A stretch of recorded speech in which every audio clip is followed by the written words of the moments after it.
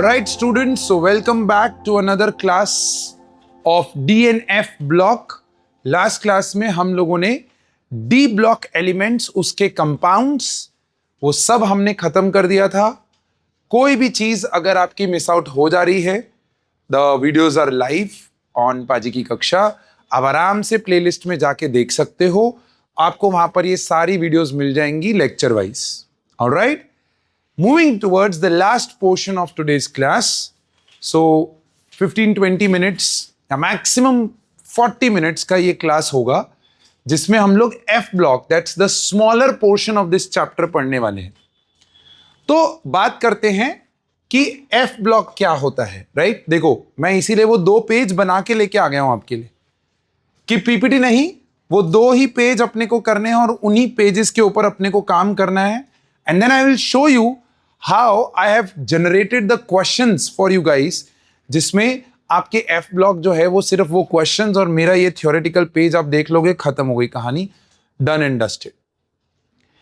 F block होता क्या है? What is an F block element?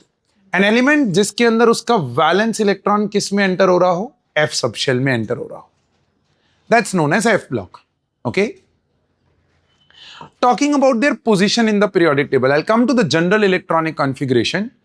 But if I say the position of F block in the periodic table, so this is the periodic table. Yes. F block कहां lie करते हैं? यहां lanthanum के बाद और actinium के बाद. तो lanthanum के बाद वाले जो एलिमेंट्स हैं उनको lanthanoids बोलते हैं. तो मतलब वो दोनों F block के पास. These two are F block. No. These two are D block. ये D block के हैं. बट क्योंकि lanthanum और lanthanoids इनकी प्रॉपर्टीज क्वाइट सिमिलर आती हैं, इसीलिए इन एलिमेंट्स को lanthanoids बोला जाता है.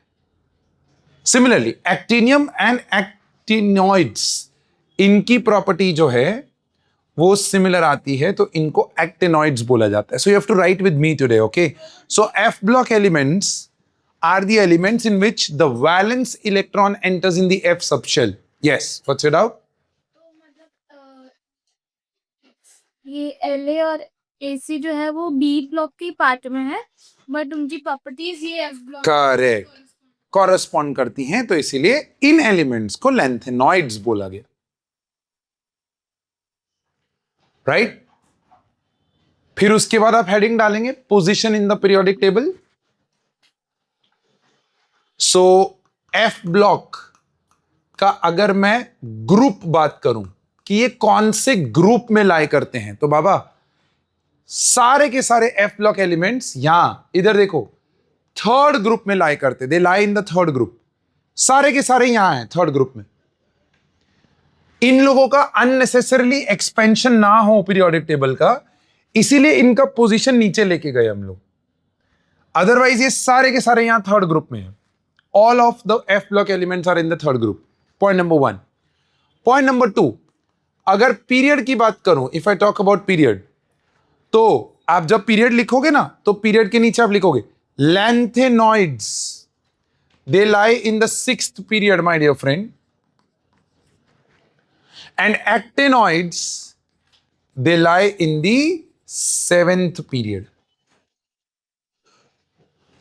They lie in the 7th period. So lanthanoids and actinoids, these are the 2 series, 6th period and 7th period.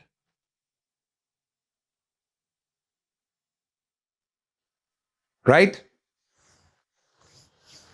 बात करते हैं जनरल इलेक्ट्रॉनिक कॉन्फ़िगरेशन का. तो जब हम जनरल इलेक्ट्रॉनिक कॉन्फ़िगरेशन की बात करेंगे बच्चा, तो थोड़ी सी कॉम्प्लिकेटेड होती है इसकी configuration.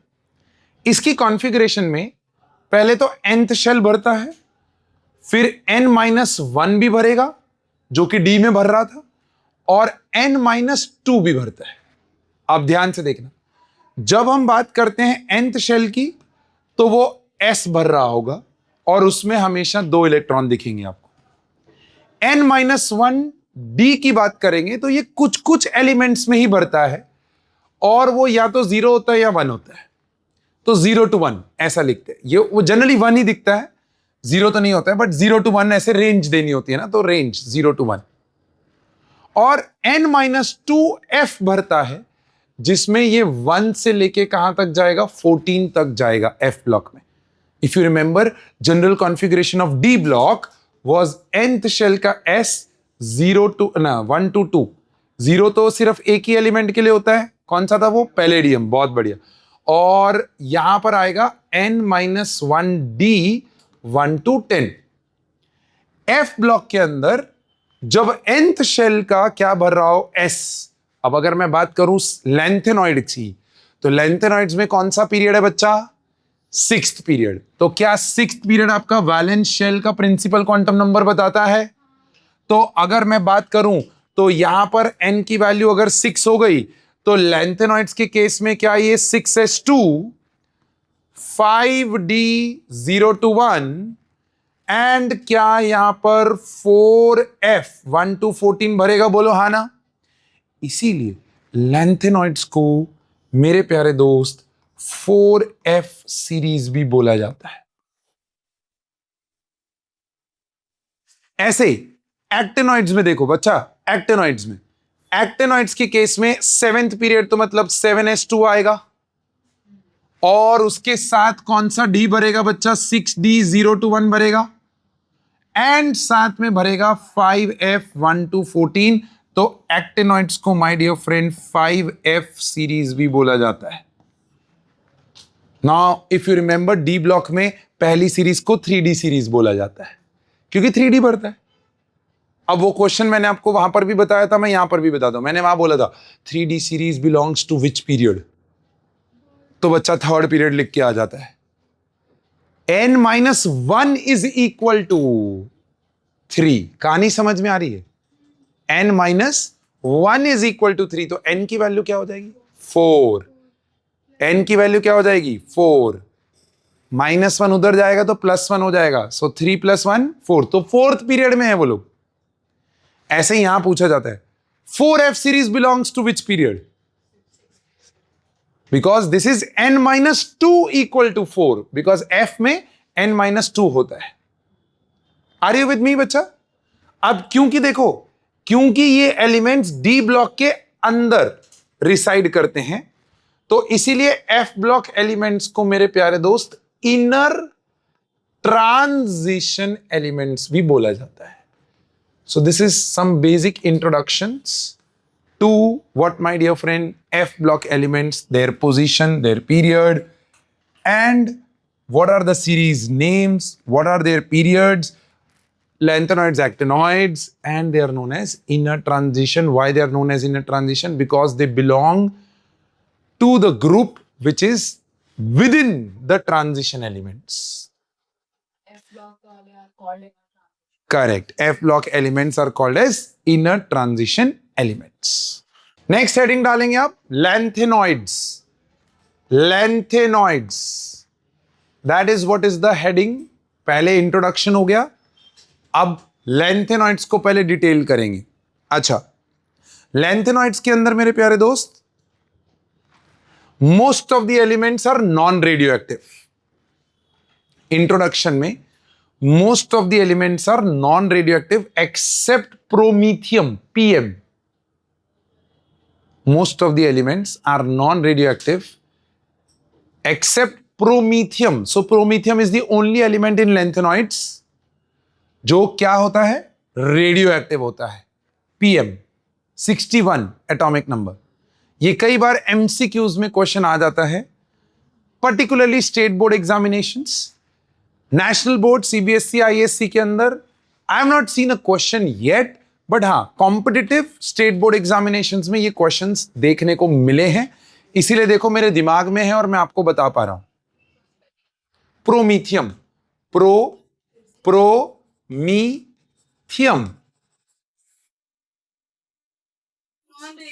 are non-radioactive and promethium is radioactive, is the only radioactive element in lanthanoids. Done? फिर बात करते हैं जनरल कॉन्फ़िगरेशन की। तो अगर मैं जनरल कॉन्फ़िगरेशन की बात करूं तो lanthanoids are in the 6th period, वो मैंने अभी बताया, तो इसीलिए 6s, ये 6s2 आएगा, 6s2, 5d 0 to 1, 4f 1 to 40। अब बच्चा यहां पर क्वेश्चन करता है कई बार कि सर n-1d आप 1 to 10 क्यों नहीं लिख रहे, आप 0 to 1 क्यों लिख रहे हो भाई, क्यों इसमें एक इलेक्ट्रॉन होता है? तो आप सोचो, पहले आप सोचो, जब मेरा 6s भर रहा है तब मेरा 5d भरेगा और फिर मेरा 4f भरेगा, बोलो हाँ ना। अब जरा ऑब्जर्व करना, जरा ऑब्जर्व करना, क्या 5d मतलब 5 प्लस 2, d का l वैल्यू 2 होता है, वैल्यू ऐड करोगे तो ये 7 आएगा। और क्या 4f मतलब 4 प्लस 3, तो वैल्यू ऐड करोगे तो 7, तो दोनों का 7 ही है। बट जब ये वैल्यू सेम हो जाती है तो n वैल्यू से डिसाइड करते हैं किसका एनर्जी ज्यादा और किसका कम। तो भैया यहां पर 4f का एनर्जी कम है और 5d का ज्यादा है, तो एक्चुअली में तो 5d भरता ही नहीं है, 4f ही भरता है। 5d कुछ पर्टिकुलर जगहों पे ही भरेगा। देखो ये रहा, 5d यहां भरा, 5d यहां भरा, 5d यहां भरा, और उसका कारण मैं आपको बताता हूं। और वो 111 ही भर रहा है, देखो वो 111 ही भर रहा है।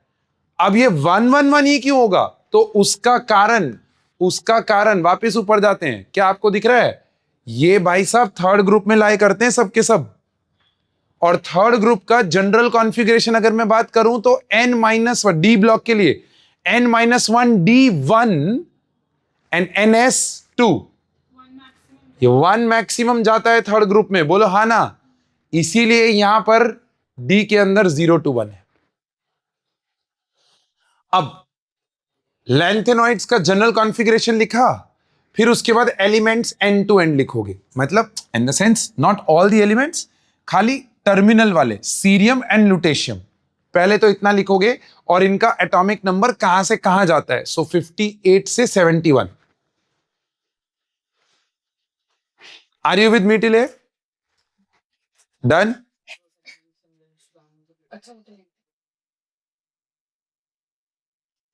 Valence electron enters is 4f subshell. अब देखो मजहब, तो सर क्या हमें 14 एलिमेंट सारे के सारे याद करने यहां पर, दैट्स माय क्वेश्चन। अरे भैया इनके नाम देखने बैठोगे ना तो आपको लगेगा कि भैया ये टंग ट्विस्टर्स हैं सारे के सारे। आप सोचो पीआर का नाम क्या है ना, that's PM, promethium. This PR, what is the name of PR? Praseodymium, praseodymium, PRASIODYMIUM,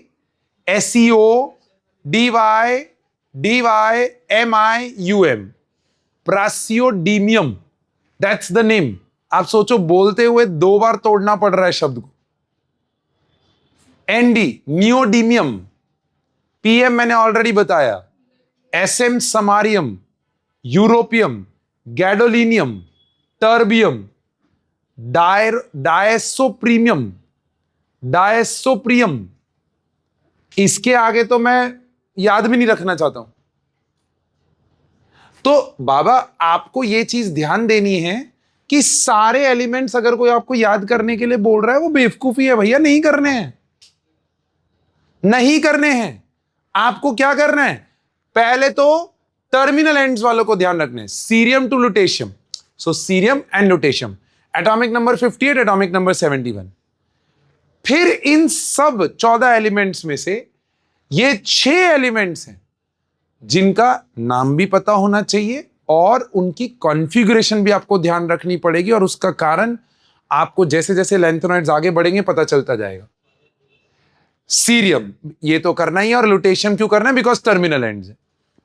इसके अंदर एक्चुअली में कॉन्फ़िगरेशन क्या होनी चाहिए थी, देखो 4f2 6s2 ऐसा कॉन्फ़िगरेशन आना चाहिए था, और इसके आगे नोबल गैस ये आना चाहिए था। बट यहां पर क्या होता है, noble gas 4f1 and 5d1 and 6s2।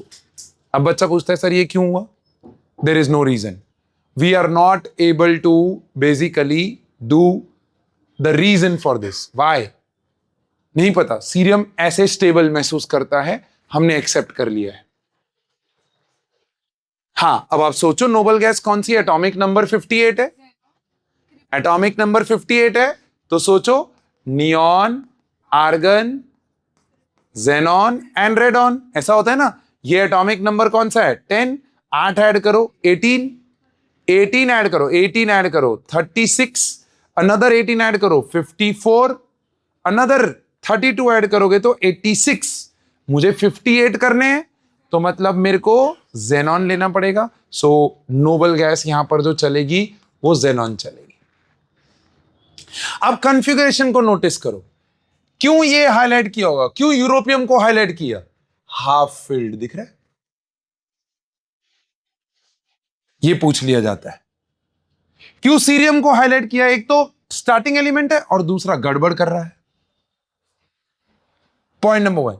Point number 2, gadolinium 64 atomic number, gadolinium 64, 4f7 5d1 6s2। ये होना क्या चाहिए था? ये होना चाहिए था 4f8 6s2, बट हो जाता है 4f7 5d1 6s2। अब यहां हमारे पास रीजन है कि उसने एक इलेक्ट्रॉन यहां से जंप करके 5d में क्यों डाल दिया? क्योंकि वो हाफ फील्ड स्टेबिलिटी पे पहुंच गया। That's why it is important. Terbium 4f9 6s2। बच्चा बोलता है सर यहां तो कुछ भी खास नहीं है। सबर करो, इसकी खास बात आपको with in fraction of minutes बताता हूं।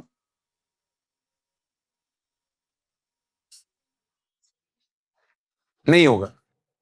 Okay done. अच्छा फिर हीटरबियम, हीटरबियम, हाँ इसका नाम हीटरबियम है। 4f14 6s2। Yes 4f14 6s2। क्यों भैया? f14।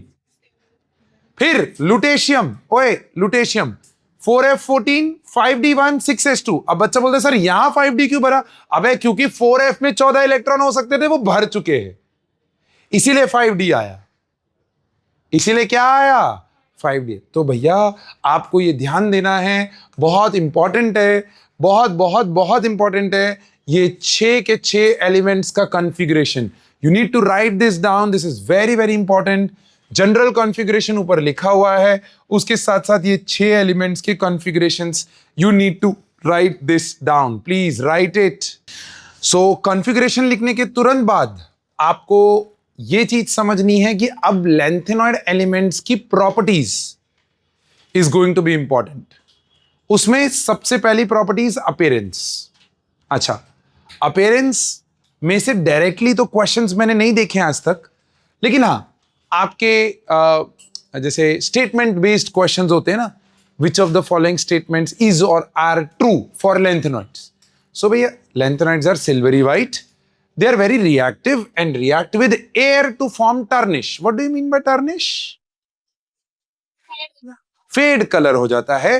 वो कलर क्यों फेड होता है ना? ऑक्सीडेशन, ऑक्सीडेशन वाले प्रोसेस को हम क्या बोलते हैं? कोरोजन।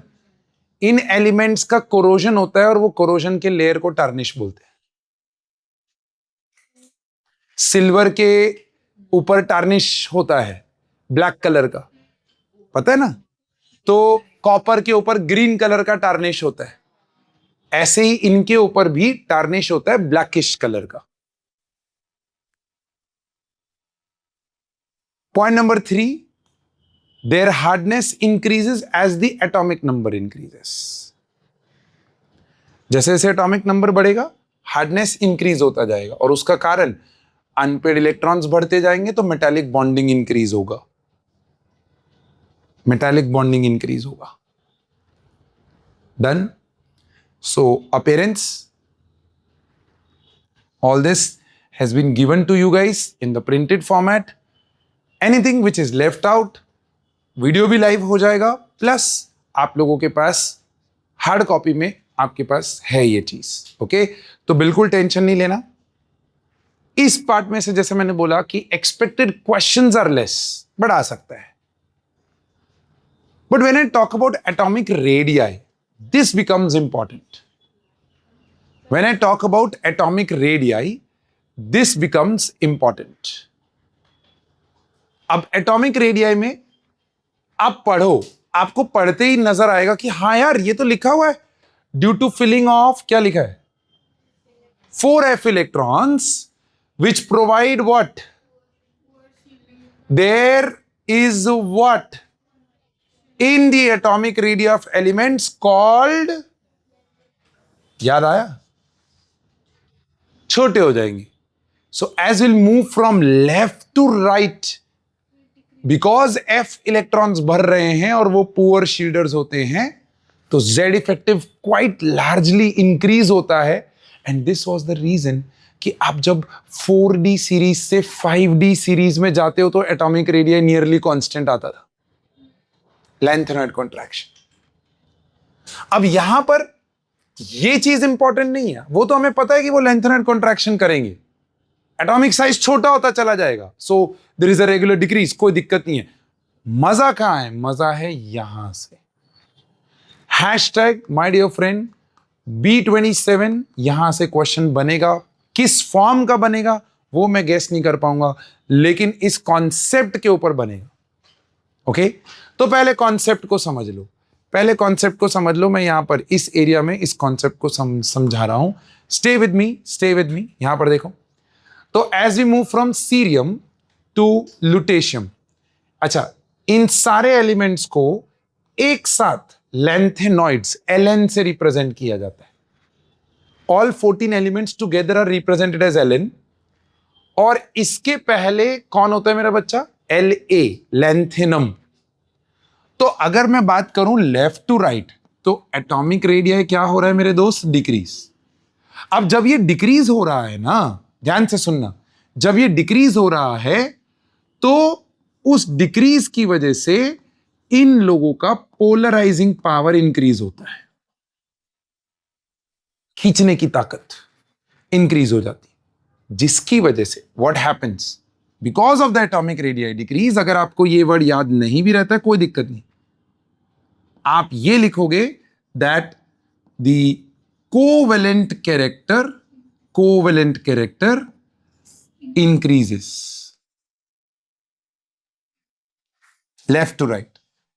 कोवेलेंट कैरेक्टर अगर इंक्रीज हो रहा है कंपाउंड्स का, राइट, कोवेलेंट कैरेक्टर अगर इंक्रीज हो रहा है तो दो कॉन्सिक्वेंसेस मेरे दोस्त. एक, उनका सॉल्युबिलिटी डिक्रीज होगा. Ionic compounds are more soluble compare to covalent compounds, so solubility decrease होगा. Point number 1. Point number 2, very very important, ध्यान से समझना इस चीज को. बेसिक कैरेक्टर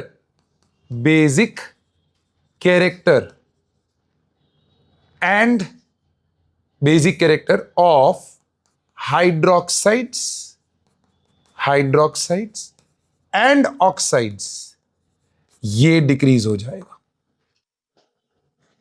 जैसे मैंने आपको बोला La का hydroxide LaOH whole thrice, exactly, क्योंकि ये कोवेलेंट हो गया ना, तो कोवेलेंट हो गया तो अब ये आयंस के फॉर्म में टूट नहीं पा रहे हैं आसानी से. और मैंने बोला आपको कि ल्यूटेशियम का हाइड्रोक्साइड है LuOH होल थ्राइस, मैंने बोला इन दोनों में से ज्यादा बेसिक कौन? तो भैया ज्यादा बेसिक ही है, because left to right covalent character increase हो रहा है ना, तो बेसिक कैरेक्टर क्या हो जाएगा? डिक्रीज. OH आसानी से यहां से रिलीज होगा, यहां से रिलीज होना मुश्किल है comparatively. Obviously, it's a relative property. That's the first consequence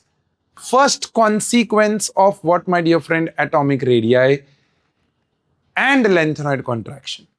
अब यहां पर मैंने टेक्निकली एनसीईआरटी में जो लैंग्वेज लिखी है ना वही लिख दी है, बट इसको अगर आपको आसान तरीके से लिखना है तो आप इसको आसान तरीके से क्या लिख सकते हो? You can write down this. As we move from left to right, atomic size decreases, therefore covalent character increases, hence solubility decreases and basic character decreases. You can keep it this way for your ease. As we move from left to right, yes.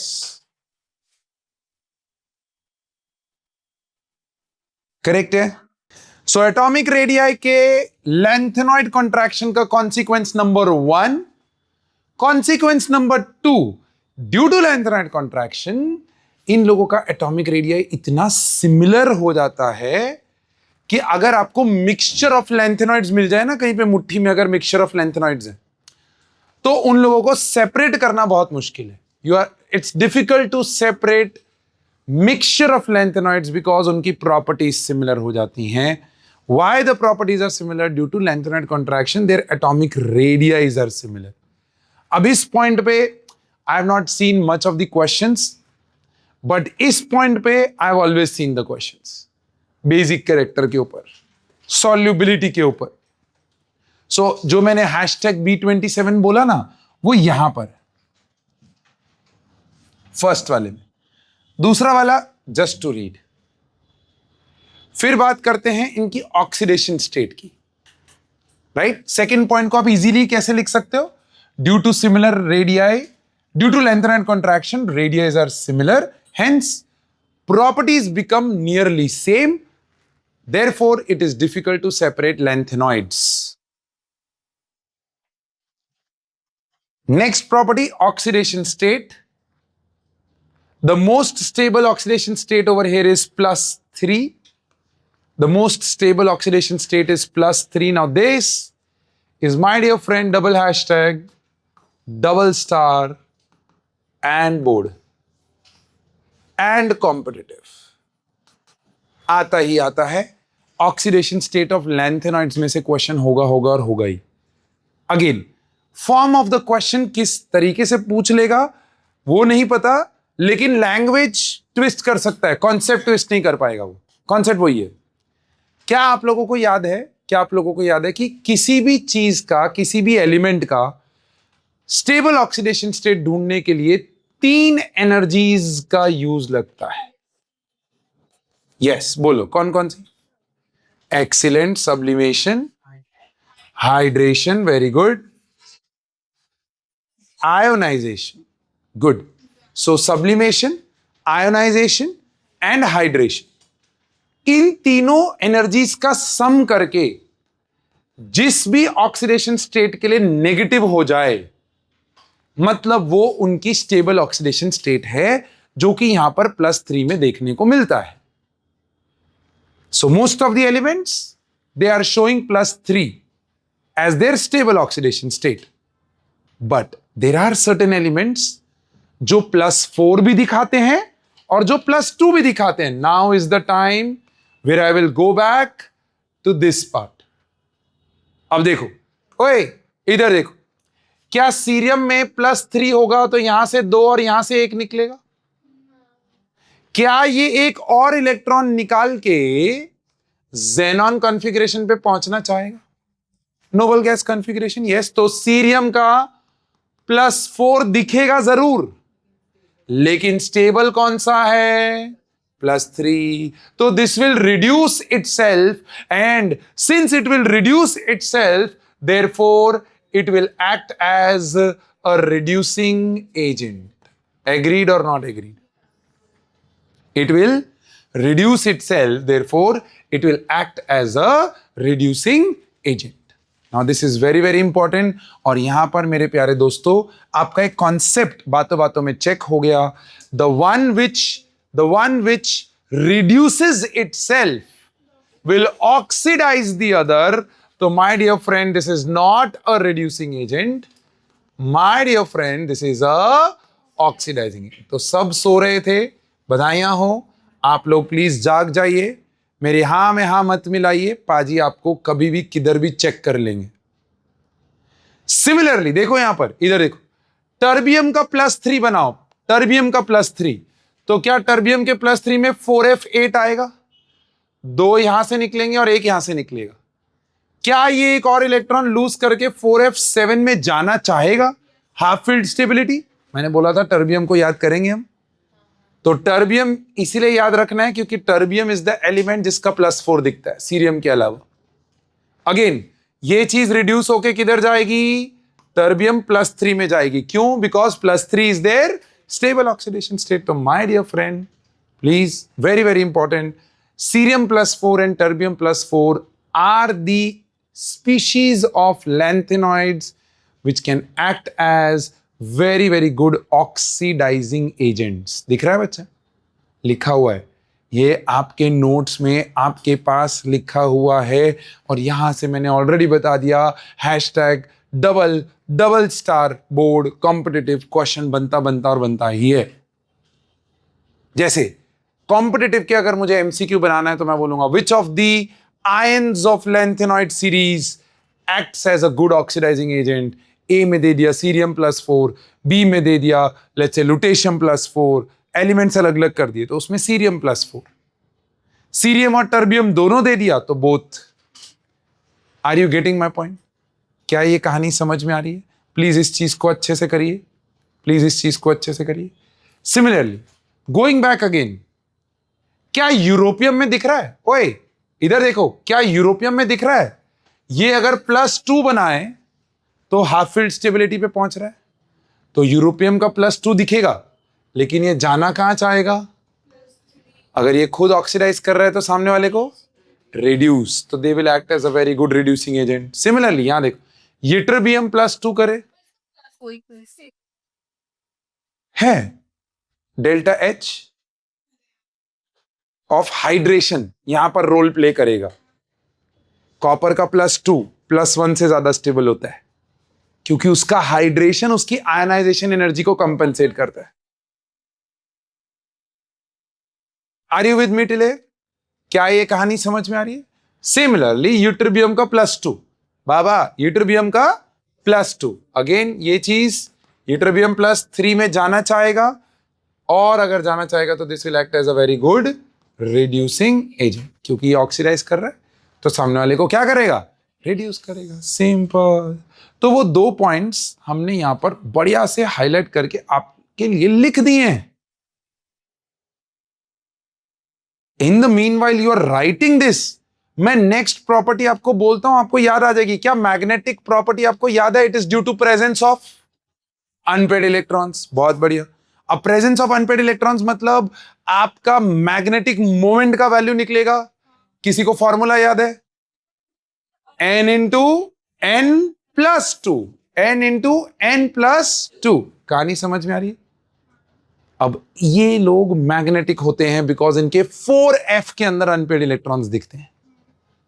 But cerium +4, यहां पर एक typo है। Cerium +4, lutetium +3, not +4, cerium +4, lutetium +3 and ytterbium +2।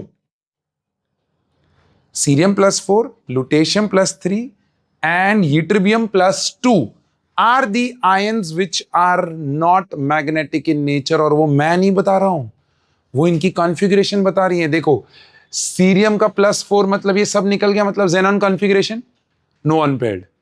ytterbium का +2 मतलब 4f14, no unpaired. Lutetium का +3 मतलब यहां से 2 यहां से 1, 4f14, नो अनपेयर्ड। सो भैया आपके 3 ऐसे आयंस हैं जो मैग्नेटिक प्रॉपर्टीज नहीं दिखाएंगे। सो ऑक्सीडेशन स्टेट के ये 2 पॉइंट्स एंड मैग्नेटिक प्रॉपर्टीज में आयंस कौन से मैग्नेटिक नहीं है, प्लीज उनको नोट डाउन करिए। बहुत बहुत बहुत इंपॉर्टेंट है ये चीज। Is this clear? So next, after the oxidation state and magnetic properties, alloy formation.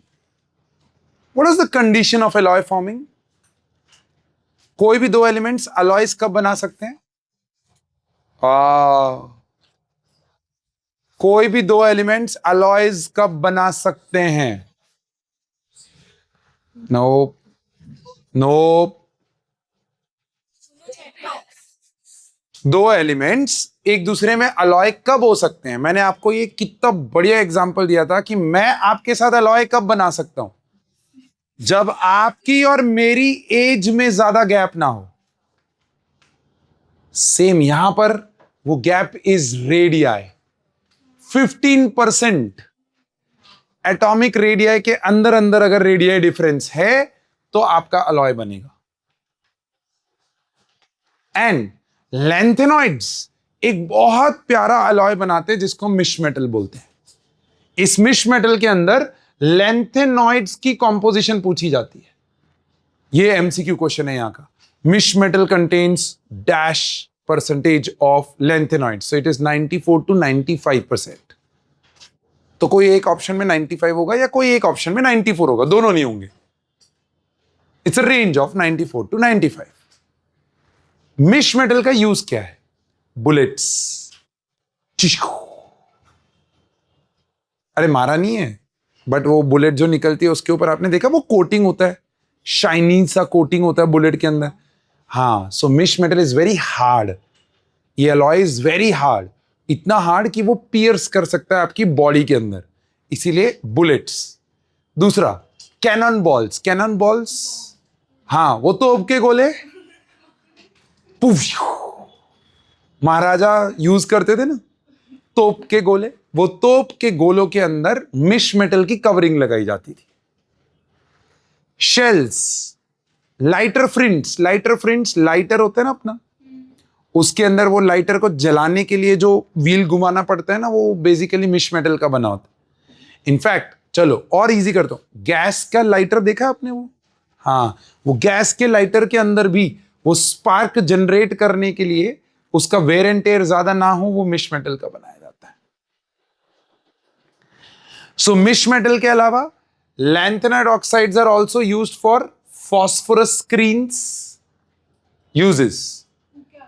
Phosphorus screens, phosphorescent screens if you remember, जिसके ऊपर चार्ज्ड पार्टिकल्स जब स्ट्राइक करते हैं तो वो, yes, so that's phosphorus screens. Phosphoric alloys, this is one another type of alloys जो lanthanide बनाते हैं with phosphorus, जिसमें सीरियम और नियोडीमियम, देखो मैंने बोला था ना ND, cerium 40.5% and neodymium 44%. Now these are facts, ये सीधा सीधा एमसीक्यूज में पूछे जाते हैं, पर्टिकुलरली स्टेट बोर्ड एग्जामिनेशंस। उसका कारण है भाई, स्टेट बोर्ड का पैटर्न कैसे चलता है, 50% एमसीक्यूज 50% थ्योरी, तो उनके पास रेंज है एमसीक्यू पूछे जाने की। नेशनल बोर्ड्स में the MCQ format is around 15 to 16 questions only, तो इसीलिए वहां पर ऐसे फैक्ट बेस्ड क्वेश्चंस में examiner will not waste the marks. वो क्या कोशिश करता है कि अच्छा मिश मेटल का कॉम्पोजिशन पूछ लिया तो उसका 1 मार्क वेस्ट हो जाएगा, उससे अच्छा वो ऑक्सीडेशन स्टेट के ऊपर कोई क्वेश्चन बनाएगा अच्छा सा, गिव रीजन या assertion reason, right. D block elements colour compound दिखाते हैं क्या? D block elements colour compounds दिखाते हैं क्या? क्या था उसका कीवर्ड, क्या था? Unpaired electrons leading to what? D transition, right. Same इनके पास भी तो एफ ब्लॉक के अंदर अनपेड इलेक्ट्रॉन्स हैं, तो वो अनपेड इलेक्ट्रॉन की वजह से ये भी कलर दिखाते हैं, और लेकिन यहां पर वो ट्रांजिशन डी नहीं होगा, क्या होगा? एफ ट्रांजिशन होगा, दैट्स द ओनली डिफरेंस, बाकी सब सेम। कलर्स, कोई भी कलर्स नहीं बच्चा, वो तो उनका लुक है, अपीयरेंस है। कंपाउंड्स की बात कर रहा हूं, लैंथेनॉइड्स जब कंपाउंड्स बनाएंगे तो वो कलर आएंगे, स्टैंडर्ड स्टेट में वो शाइनी होते हैं। Is that okay? चलो, मिश मेटल का composition, very very special alloy. फिर बात करते हैं, प्रोमीथियम को छोड़ दो क्योंकि वो रेडियो एक्टिव है। केमिकल रिएक्टिविटी की बात करूं, ओए केमिकल रिएक्टिविटी की बात करूं तो मुझे बताओ, Al को जब मैं क्लोरीन से रिएक्ट करवाता हूं तो what is the compound formed over here? AlCl2 की 3 की 2, AlCl3 की AlCl2। देखो 10th में वापस भेजूंगा मैं, हाँ इसकी वैलेंसी 3 होती है, इसकी वैलेंसी 1 होती है, क्रॉस मल्टीप्लाई करोगे तो AlCl3 आएगा। अरे बोलो, हाँ अब देखो इधर देखो, ओए काके ध्यान दो, यहां पर इस एल्यूमिनियम की जगह पे अगर मैं लैंथेनॉइड्स में से कुछ भी रख दूं तो इनकी भी तो ऑक्सीडेशन स्टेट अभी अभी देखिए कि +3 स्टेबल है। तो अगर मैंने क्लोरीन के साथ रिएक्ट करवाया तो यहां पर किस क्लास का कंपाउंड बनेगा? LnCl3, कोई भी लैंथेनॉइड। ऐसे ही एल्यूमिनियम का ऑक्सीजन के साथ रिएक्शन क्या बनता है? Al2O3। इसकी जगह पे अगर मैंने Ln रख दिया तो बात सेम ही होगी ना, क्योंकि ऑक्सीडेशन स्टेट तो दोनों का +3 ही स्टेबल है। तो इस तरीके से आपके मेरे प्यारे दोस्त, आपके लैंथेनॉइड्स का केमिकल रिएक्टिविटी का चार्ट मैंने यहां बनाया हुआ है, दिख रहा है? अरे बोल, हाँ देखो, ऑक्सीजन के साथ रिएक्शन Ln2O3, सल्फर के साथ रिएक्शन Ln2S3, क्योंकि ऑक्सीजन और सल्फर सेम ही ग्रुप में लाए करते हैं तो दोनों की वैलेंसी 2 2 होगी और इनकी वैलेंसी 3 है, क्रॉस मल्टीप्लाई करोगे दोनों का सेम क्लास। हैलोजेंस के साथ देखो Lnx3 अभी बनाया था LnCl3। फिर हाइड्रोक्साइड्स पानी के साथ रिएक्ट करो HOH, अब देखो क्या इस पे -1 होता है, क्या इस पे +3 है, क्रॉस मल्टीप्लाई करो तो आपका LnOH होल थ्राइस और साथ में क्या निकल जाएगा H2। बाकी बैलेंसिंग का खेल है, but do you understand what is this hydroxide? Do you understand nitrides? Nitrides में अगेन Ln को किसके साथ रिएक्ट करवाना है, नाइट्रोजन के साथ, वैलेंसी 3 वैलेंसी 3, रेशियो लोगे 1:1 बन जाएगा, कंपाउंड बनेगा LNN। क्या आप हो मेरे साथ? ये वाला पार्ट मैं आपको आज के होमवर्क में दे रहा हूं। कार्बन के साथ रिएक्शन करने पे ये ऐसा रेशियो फॉलो नहीं करता है। जो कार्बाइड्स बनते हैं ना, एनसीईआरटी की बुक खोलोगे, ऐसा एक चार्ट दिया हुआ है, उस चार्ट के जस्ट बाजू में कार्बाइड्स के फॉर्म दिए हुए हैं।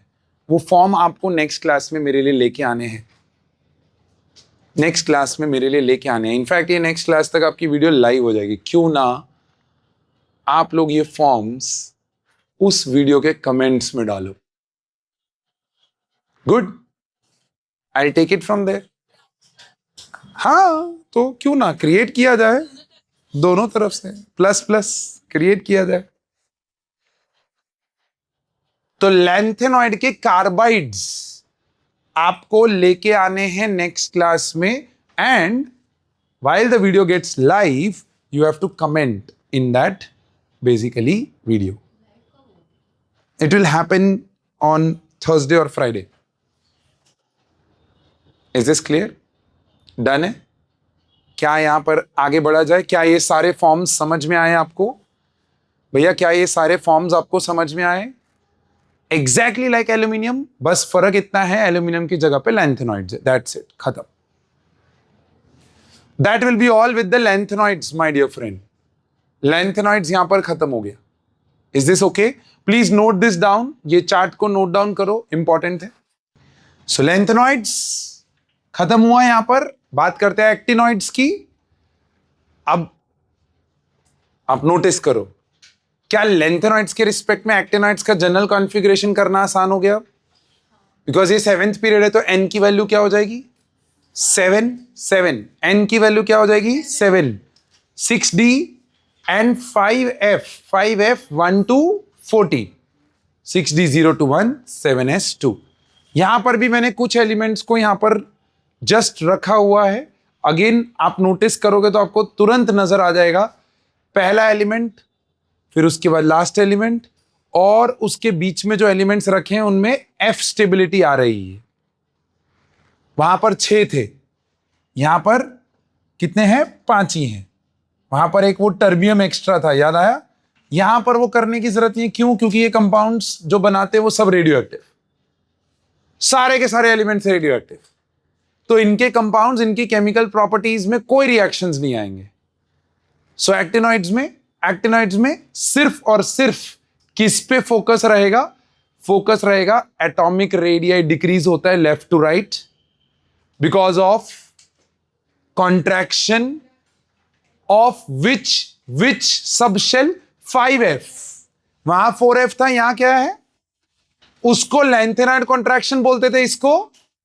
अच्छा, मेरा क्वेश्चन यहां पर ये है, एक साल पूछा गया है, एक्टिनॉइड और लैंथेनॉइड में से कौन सा कॉन्ट्रैक्शन स्ट्रॉन्गर होगा? Actinoid, okay, lanthanoid, okay. चाहे डिसाइड करो पहले, लैंथेनॉइड या एक्टिनॉइड। लैंथेनॉइड कॉन्ट्रैक्शन ज्यादा स्ट्रांग होगा, क्यों? जब नीचे डाउन द ग्रुप जाता है तो इंक्रीज, तो एटॉमिक रेडियाई इंक्रीज हुआ। Now thought is very good, atomic radii increase हुआ तो मतलब एक्टिनॉइड्स का एटॉमिक रेडियाई इज लार्जर। बोलो हाँ ना? मतलब इनका जो 5f है वो आपका न्यूक्लियस से ज्यादा दूर है, तो all the more poor shielding हो गया। और अगर all the more poor shielding हो गया तो Z इफेक्टिव स्ट्रॉन्गर हो जाएगा, बोलो हाँ ना. So actinoid contraction is stronger than lanthanoid contraction. Why? Because of larger 5F subshell. 5F subshell larger हो गया ना. अब जितना सबशेल लार्जर उतना शील्डिंग पुअर होता चला जाएगा उसका. कॉन्ट्रैक्शन देखने जाए तो कॉन्ट्रैक्शन का मतलब जब इलेक्ट्रॉन्स न्यूक्लियस के नजदीक एग्जैक्टली. तो 5F का शील्डिंग पुअर हो गया है कंपेयर टू 4F. तो Z इफेक्टिव क्या होगा? इंक्रीज हो जाएगा. सो इसका Z इफेक्टिव ज्यादा तो कॉन्ट्रैक्शन ज्यादा होगा ना. So actinoid contraction is stronger compare to lanthanoid contraction. पर अगर दूर होगे तो कॉन्ट्रैक्शन के कारण वो साइज उनकी बढ़ी ही रहेगी, वो ज्यादा खींचने का ट्राई करेगा. हाँ बच्चा समझो ये चीज, हम कॉन्ट्रैक्शन को कंपेयर कर रहे हैं, साइजेस को नहीं. एटॉमिक रेडियाई की बात करूं तो एक्टिनॉइड्स का atomic radii is larger than lanthanoids, या नियरली इक्वल भी होगा कुछ कुछ जगहों पे. बट मैं बात कर रहा हूं कॉन्ट्रैक्शन, लेफ्ट टू राइट जाने पे contraction is more in case of actinoids because 5F larger size होने की वजह से पुअर शील्डर है. तो Z इफेक्टिव ज्यादा होगा इन एलिमेंट्स के अंदर. And moving from left to right Z effective तो इंक्रीज होता है, तो कॉन्ट्रैक्शन क्या होगा? बढ़ेगा. So actinide contraction. Z effective effective nuclear charge. मैं यहां से लास्ट बेंच वाले बच्चे को अपनी तरफ खींच रहा हूं. चार्ज कैसे ज्यादा हो गया? हाँ वैसा चार्ज. हाँ सो न्यूक्लियर्स का चार्ज. Yes yes correct. इसीलिए कॉन्ट्रैक्शन बढ़ गया. क्लियर है ये? डन. ऑक्सीडेशन स्टेट क्या आपको दिख रहा है? Variability in the lanthanoids was lesser, but actinoids में वेरिएबिलिटी क्या है? ज्यादा. अब ऐसा कभी कोई पूछ ले कि क्यों ऐसा होता है? Why lanthanoids show more variability in the oxidation state compare to actinoids? So it is because कि इनके जो 5F 6D और 7S सबशेल्स है ना, इनके बीच का energy difference is very less. तो ये क्या करते हैं? ये ऑर्बिटल्स रिकंबाइन होते रहते हैं. That's why they are radioactive. ये रिकंबाइन होते रहते हैं और एनर्जीज निकालते रहते हैं, छोड़ते रहते हैं. So alpha beta gamma rays radio active elements क्या करते हैं? यही तो करते हैं. सो बेसिकली ये रिकंबाइन होते रहते हैं because of the lesser energy difference.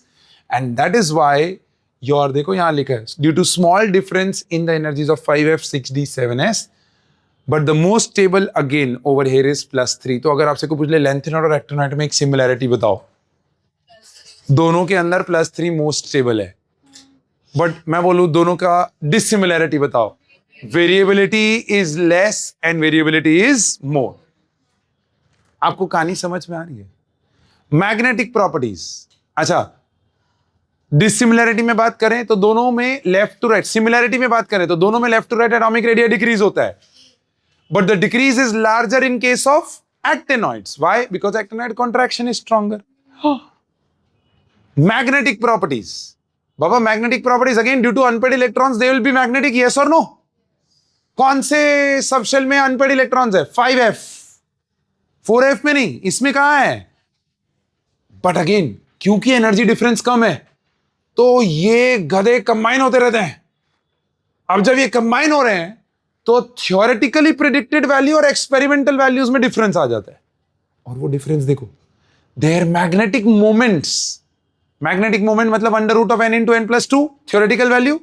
Their magnetic moments are smaller. Experimentally, they are smaller than the theoretical predicted values. Why? Due to orbital combination. देखो यहाँ लिखा है 5F 6D 7S के orbital combinations की वजह से आपका मैग्नेटिक वैल्यू का, मैग्नेटिक मोमेंट्स का वैल्यू एक्सपेरिमेंटल और थ्योरेटिकल क्या हो जाता है? डिफरेंट हो जाता है. That's all with actinoids. इसके बाद मैंने एक पेज इंक्लूड किया है difference between lanthanoids and actinoids. Already सारे पॉइंट्स डिस्कस हो चुके हैं, आप रीड करोगे हो जाएगा. किसका कौन ज्यादा बेसिक है? एग्जैक्टली. देखो, these are more basic, these are less basic. Why? Because contraction ज्यादा है तो पोलराइजिंग पावर ज्यादा हो जाएगा, जेड इफेक्टिव बढ़ गया है तो मोर कोवलेंट कैरेक्टर। फिर मैंने 5-6 पॉइंट्स सिमिलैरिटीज के इंक्लूड किए हुए हैं। सो this is just a reading thing, आप आराम से इसको रीड करिएगा एंड आप लोगों को पता चल जाएगा कि हाँ यार सारे पॉइंट्स कवर्ड हैं, कोई दिक्कत नहीं है। डन। फिर अगर मैं नीचे जाऊं तो अगर आप देखोगे तो आपकी जो प्रैक्टिस शीट्स में मैंने होमवर्क क्वेश्चंस दिए हैं उसके अंदर आप देखो लैंथेनॉइड्स का अलग सेगमेंट, एक्टिनॉइड्स का अलग सेगमेंट। ऑल पॉसिबल क्वेश्चंस जो हो सकते हैं 9 + 7 टोटल 16 क्वेश्चंस में आपका एफ ब्लॉक खत्म हो रहा है दोस्त। That's it. That will be all for the class today, my dear friend. तो आज की क्लास में हमने क्या कंप्लीट किया? Lanthanoids and actinoids. क्या ये सारे के सारे रेडियो एक्टिव एलिमेंट्स हैं? नहीं, सिर्फ एक्टिनॉइड्स मोस्टली रेडियो एक्टिव हैं और लैंथेनॉइड्स में ओनली वन, प्रोमीथियम। बोलो मेरे साथ, प्रोमीथियम। ये ऑड वन आउट है, हैशटैग ओ यस, हैशटैग ओ ऑड वन आउट। लैंथेनॉइड्स में एक एलिमेंट जो रेडियो एक्टिव है और बाकी सब रेडियो एक्टिव नहीं है, इसीलिए उनकी केमिकल रिएक्टिविटी स्टडी कर पाए, इनकी केमिकल रिएक्टिविटी स्टडी नहीं कर पा रहे हैं। Is that okay? क्लियर है ये चीज? परफेक्ट है। So this is what you need to understand, and that will be all for today's class. We'll meet up in the next class with a fresh new chapter, that is coordination compounds. So अगली class में मिलते हैं. Till then, take care of yourself. Bye bye.